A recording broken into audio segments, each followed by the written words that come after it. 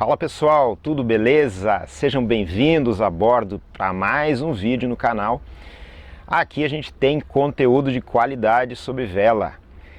Você sabe qual é a maior dificuldade, qual é o maior erro que quem está começando a velejar comete? Então, eu vou falar sobre essa dificuldade nesse vídeo e no final eu vou dar uma dica para superar isso, para não cometer mais esse erro. Antes, deixa eu te fazer um convite. Você topa participar de um grupo de troca de ideias aí sobre vela, sobre cultura náutica? Então vou deixar aqui na descrição do vídeo o link para a nossa comunidade do Telegram.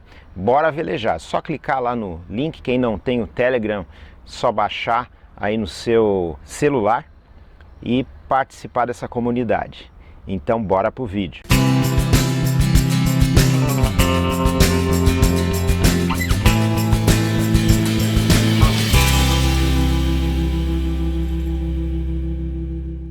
Então, aprender a velejar é uma coisa que a princípio parece ser um desafio assim muito grande.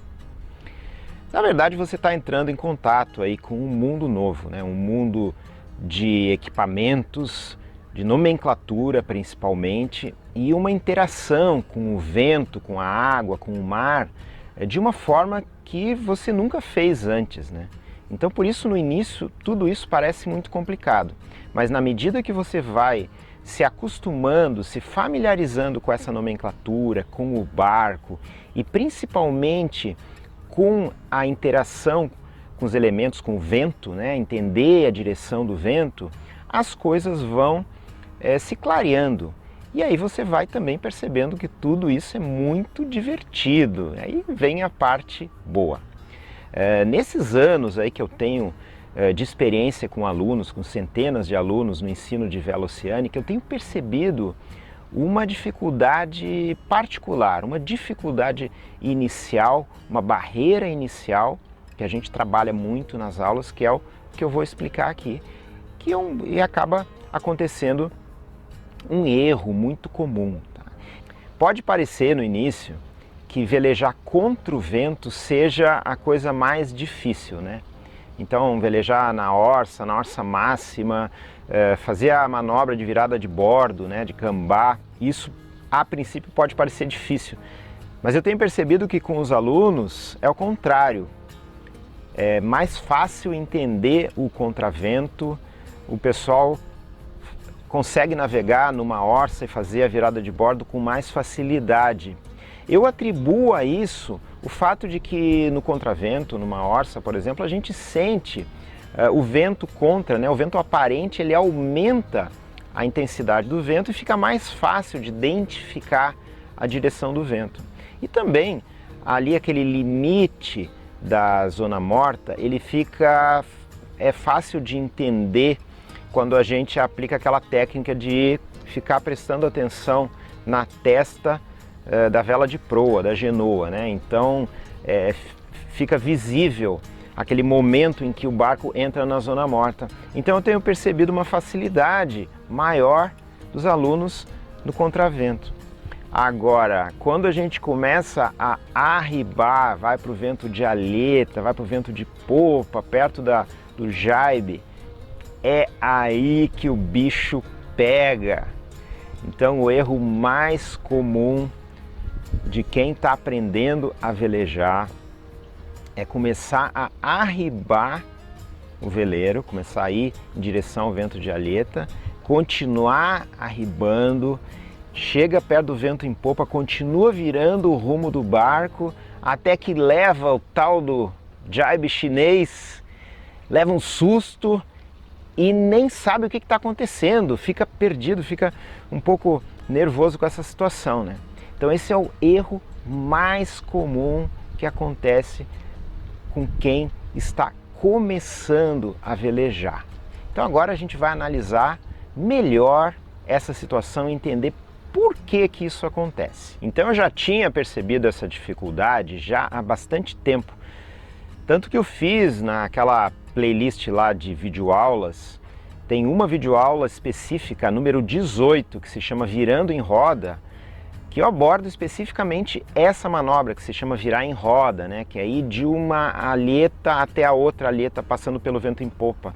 E eu estou deixando aqui o link para essa aula, tá? Eu recomendo que vocês assistam novamente essa aula para entender essa mecânica, como ela deve ser feita, né? Mas agora a gente vai analisar melhor quais são as razões dessa dificuldade, né? Então o que acontece é o seguinte: quando a gente está arribando, ou seja, mudando o rumo do barco, afastando a proa do vento, né? Colocando o barco mais em posições mais a favor do vento, fazendo um downwind, indo para o vento de alheta, a gente pode arribar até o vento de popa.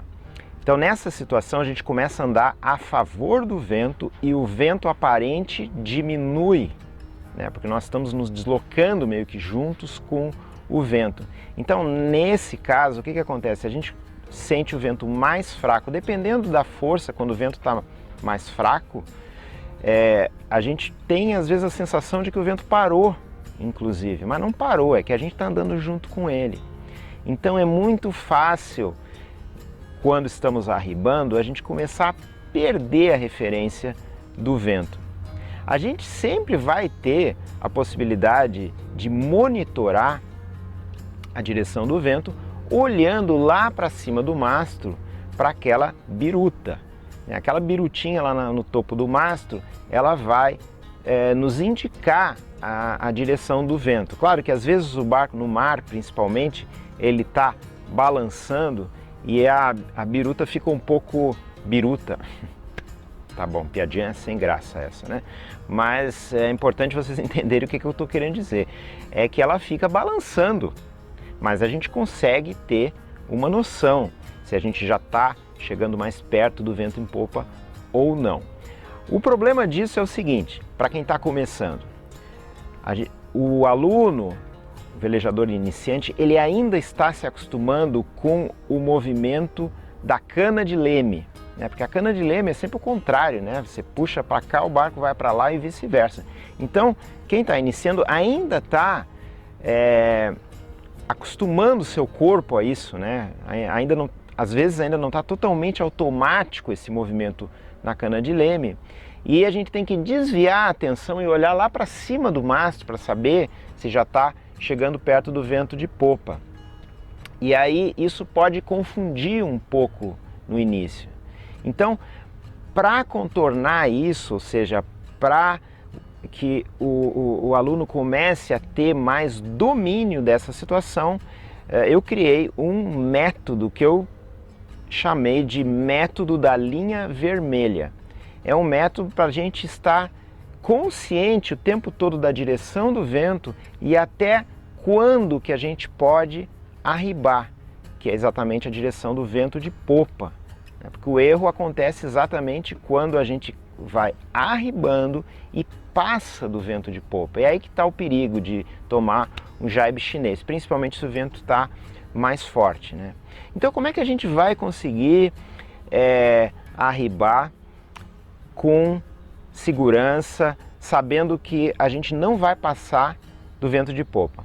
Então esse exercício consiste em imaginar uma linha vermelha sobre a água, partindo do barco em direção a sotavento, e essa linha estaria seguindo exatamente a direção que o vento está indo, né? Ou seja, o sotavento.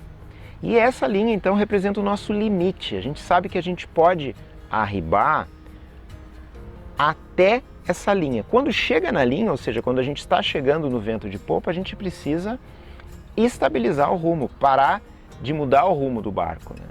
Outra dica bem importante é quando a gente está arribando, a gente fazer isso de uma forma muito suave, mudar o rumo do barco sempre de uma forma suave. Eu sempre falo para os meus alunos que a única situação em que a gente muda o rumo do barco rápido é na virada de bordo, né?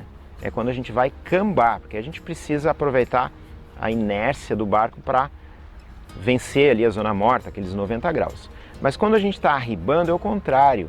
Vamos com bastante calma, porque quanto mais devagar a gente vai mudando o rumo, mais controle a gente tem.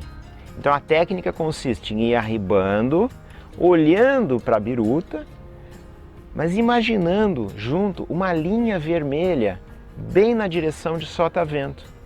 E à medida que a gente vai chegando mais perto dessa linha imaginária vermelha, a gente vai estabilizando o rumo do barco no vento de popa, para poder então executar o jibe na vela mestra, que é o mais importante. A gente também precisa passar a vela de proa para o outro lado, a genoa, no caso do veleiro maior.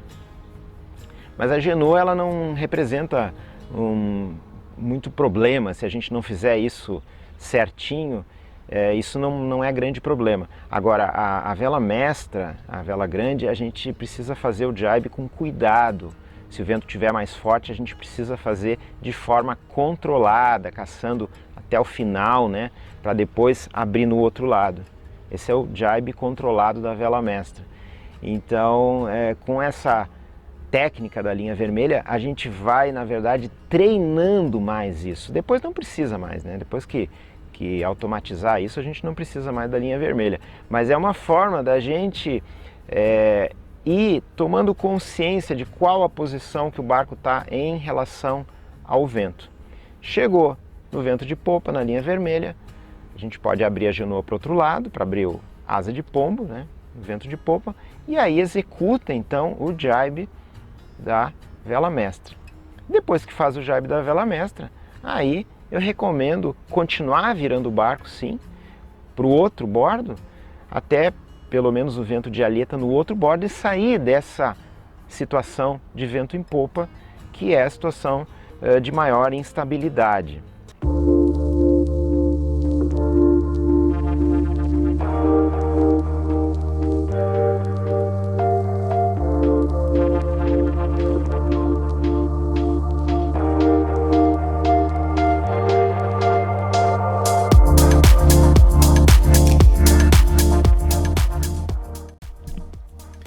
Legal, então agora a gente vai entender como é que a gente aplica esse método da linha vermelha numa filmagem aérea aqui de uma velejada em um day sailor, aqui no Saco da Fazenda.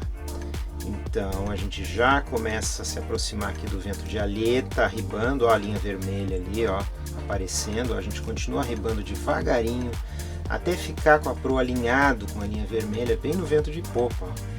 Aí a buja já começa a planejar, a gente passa ela para o outro lado, abre a asa de pombo e começa a fazer o jibe enquanto mantém o rumo sem ultrapassar a linha vermelha.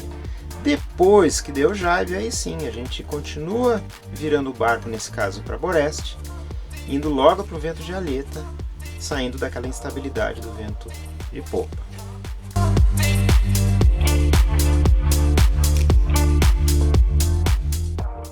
Vamos entender agora como é que funciona esse método da linha vermelha. A gente está navegando aqui com o vento pelo traverso. O vento está bem aqui assim, ó, da onde eu estou apontando, tá?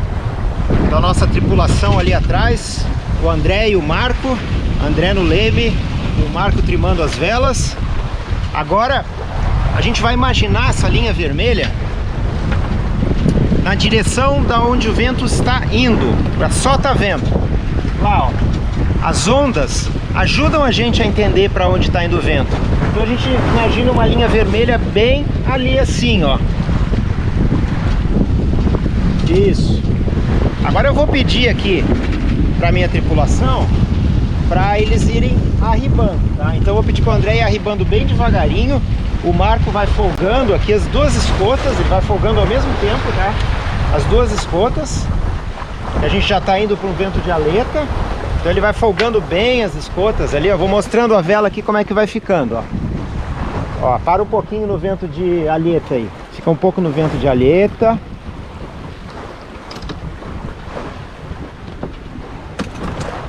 Isso, beleza, tá. Ó, a linha vermelha agora tá aqui, ó. A linha vermelha tá bem ali, para onde o vento está indo. Então agora